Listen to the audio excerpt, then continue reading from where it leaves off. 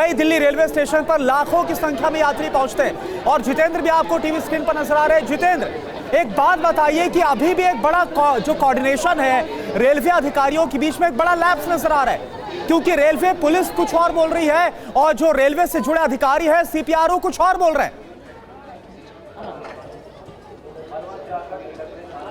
जी बिल्कुल, देखिए railway police का अलग बयान है, सीपीआरओ का अलग बयान है। सीपीआरओ का कहना है कि पैर फिसलने की वजह से कुछ यात्रियों की ये पूरी दुर्घटना हुई, जबकि जो रेलवे पुलिस है उसका अपना बयान है कि दरअसल प्लेटफॉर्म नंबर 13 और 14 पर जो ट्रेनें आनी थी उन ट्रेनों में देरी हुई, भीड़ काफ़ी बढ़ गई थी। प्रयागराज एक्सप्रेस पहले से खड़ी हुई थी, उसकी भी भीड़ वहाँ पर थी, तो ये भीड़ बढ़ने की वजह से ये हादसा हुआ है।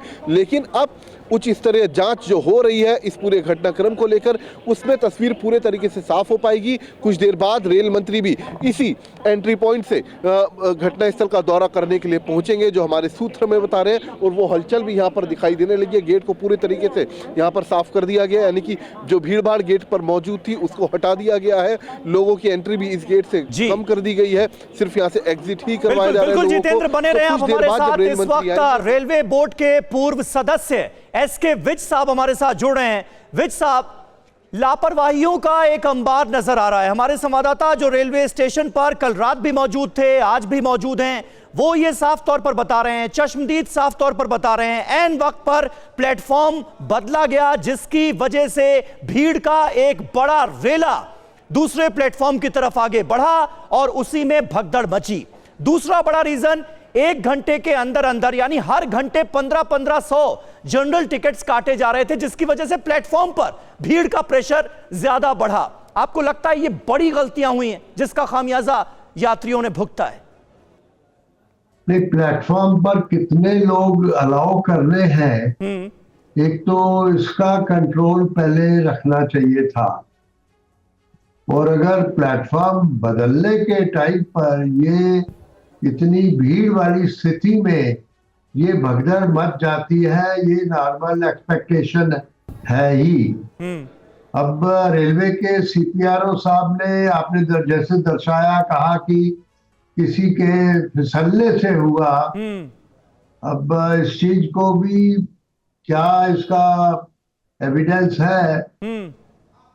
वो कह रहे हैं जब यात्रियों की भीड़ सीढ़ियों की तरफ आगे बढ़ रही थी तो सीढ़ियों पर ही कुछ लोगों के पैर फिसले, वो जो पीछे यात्री थे उनके ऊपर गिर गए और उसके बाद फिर अफरा तफरी मच गई। फिसलने की वजह दो हो सकती है। एक तो नॉर्मल जब आदमी खड़ा है या चल रहा है या सीढ़ियों पर पैर रख रहा है, हाँ, फिसल जाएगा। हाँ। बट तब भी नॉर्मल सिचुएशन में वो ये भगदड़ इतनी ज्यादा होगी, साथ ही में बहुत कम चांस है। बट प्लेटफॉर्म नहीं बदला गया तो अच्छी बात है, तो उसके बावजूद ये हुआ तो फिर उसका तो नहीं। विज साहब, लेकिन आपको नहीं लगता कि इस बयान पर आपने गौर किया, आप उसकी बात भी कर रहे हैं, रेलवे की तरफ से जो आधिकारिक बयान है, लेकिन आपको नहीं लगता कि कहीं ना कहीं रेलवे अपनी लापरवाहियों पर पर्दा डालने की कोशिश कर रहा है? असल वजह जो है वो छिपाई जा रही है।